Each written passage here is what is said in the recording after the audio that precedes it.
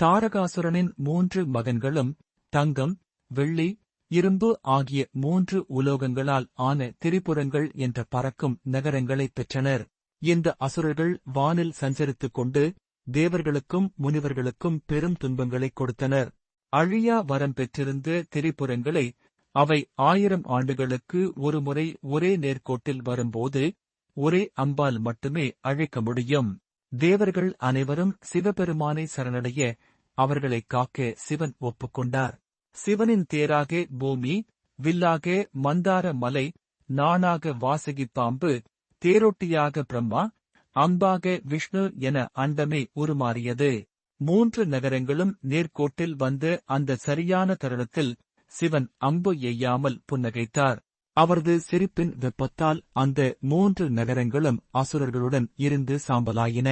உலகை அழிவிலிருந்து காத்த சிவபெருமான் அன்று முதல் திரிபுராந்தகர் என்று போற்றப்பட்டார்.